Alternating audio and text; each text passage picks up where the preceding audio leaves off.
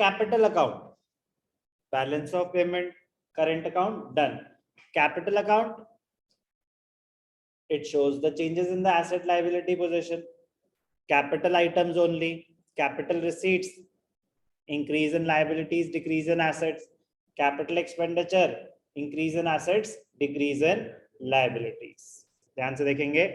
Capital account of BOP, it records all those transactions between the residents of a country and rest of the world which cause a change in the assets or liabilities of the residents of the country or its government. India के assets और liabilities affect हुए, ठीक है ना? It includes assets and liabilities of the residents or the government as well. So it is related to the claims and liabilities of financial nature. Capital account is used to finance deficit. Current account में deficit था, तो वो कहाँ से meet होगा? By creating a surplus in the capital account. और to absorb the surplus, current account में surplus आ गया, तो चलो कुछ ऐसी transaction यहाँ पे करते हैं जिससे वो उसका वो surplus यहाँ use हो सके. Okay? क्या है components? Borrowings and lendings to and from abroad. हमने बाहर से लोन बोरो करा. Inflow of foreign exchange, हमने बाहर लोन्स दिए. Outflow of foreign exchange, हमने जो बाहर से लोन बोरो कर रखा था वो रीपे कर दिया. Outflow of foreign exchange, हमने जो बाहर लोन्स दे रखे थे उन्होंने रीपे कर दिए. Inflow of foreign exchange. Borrowings and lendings to and from abroad. Investments to and from abroad. हमने बाहर इन्वेस्टमेंट्स करी, बाहर वालों ने यहाँ इन्वेस्टमेंट करी. हमने बाहर इन्वेस्टमेंट करी, हमारे एसेट्स क्रिएट हुए. बाहर वालों ने हमारे यहाँ इन्वेस्टमेंट करी, हमारी लायबिलिटीज क्रिएट हुई. Okay. Investments by rest of the world in shares of Indian companies, FII, foreign institutional investment, real estate. Such investments from abroad are recorded on the credit side. Inflows of foreign exchange. Investment by Indian residents in shares of foreign companies. तो हमने बाहर investment करी. Outflows of foreign exchange. आपको बताया था कि दो type के इन्वेस्टमेंट होते हैं, एक FDI और एक FII, also known as portfolio. Portfolio investment मतलब एक broader term है. Portfolio investment में included होता है FIIs. FDI, it refers to purchase of an asset such that it gives direct control to purchase over the asset. Basically इसमें क्या हो रहा है कि आपने जो acquire करा है पूरा control आपके पास है, चाहे वो एक asset हो चाहे वो business हो, you are acquiring control over it. FDI. FII investment है, बस क्या है? Investment है without any intention to control the asset. अगर उन्होंने किसी कंपनी के शेयर्स खरीद लिए हैं, वो कंट्रोल नहीं करना चाहते कंपनी को, वो बस प्रॉफिट कमाना चाहते हैं. कंपनी अच्छा करे, शेयर के प्राइसेस बढ़े, वो अपने पैसे शेयर्स बेचें और विड्रॉ करें. Portfolio investment. पोर्टफोलियो में आपके शेयर्स भी हो सकते हैं, डिफरेंट फाइनेंशियल एसेट्स भी हो सकते हैं, डेट इंस्ट्रूमेंट्स भी हो सकते हैं, डिपॉजिट्स भी हो सकते हैं, कुछ भी हो सकता है. It refers to purchase of an asset such that it does not give any direct control over the asset to the purchaser. For example, purchase of shares.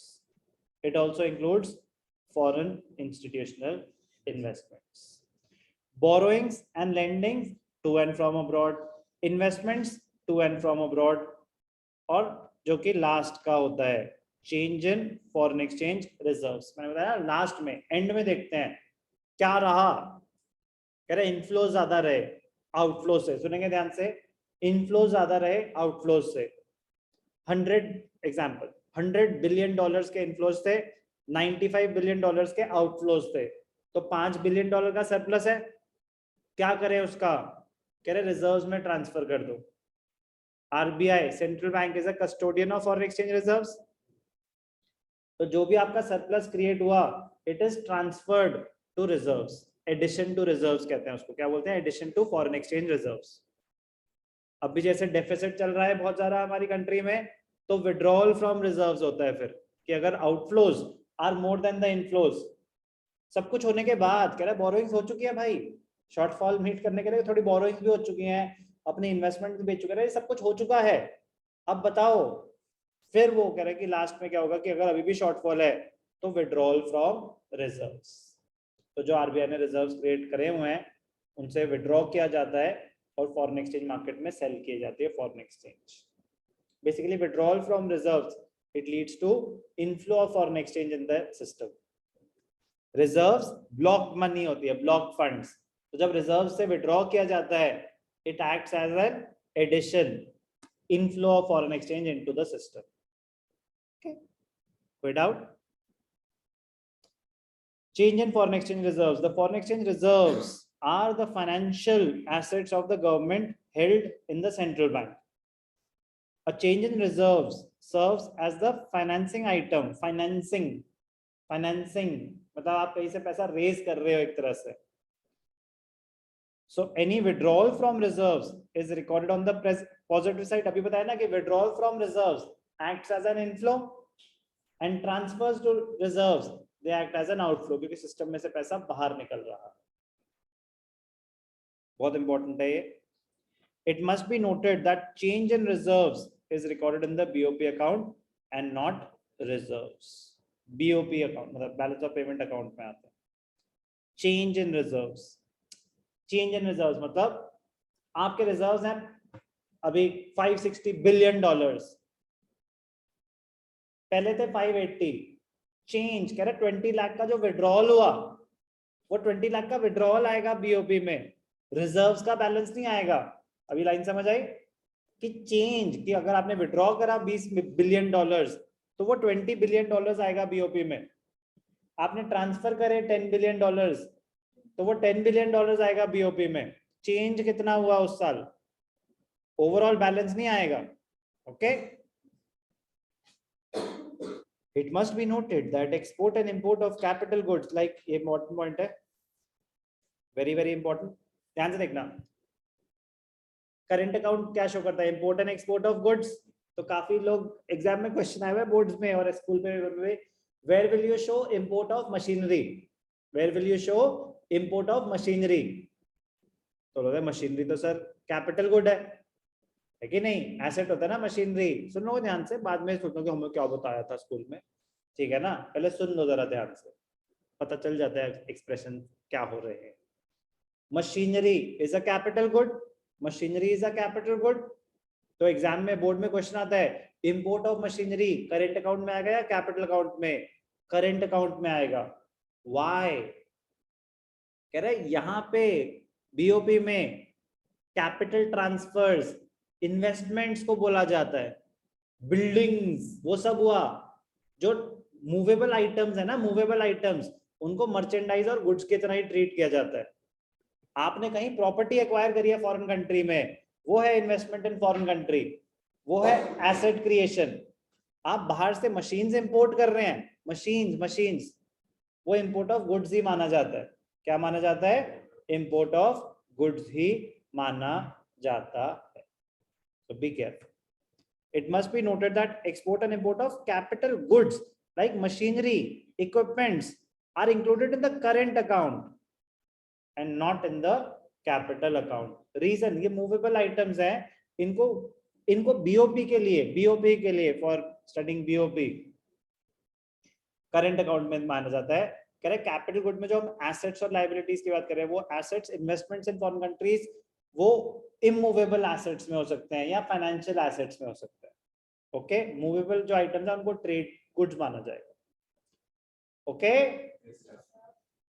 तो balance of capital account, there may be a surplus और there may be a deficit, there may be a surplus और deficit. If inflows are more than outflows there will be a surplus, if outflows are more than the inflows there will be a deficit.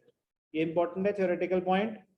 In addition to the current account and capital account, कह रहा बन गया current account, बन गया capital account, तो जो actually BOP बनता है, there is one more element in BOP known as errors and omissions. भूल चूक लेनी देनी।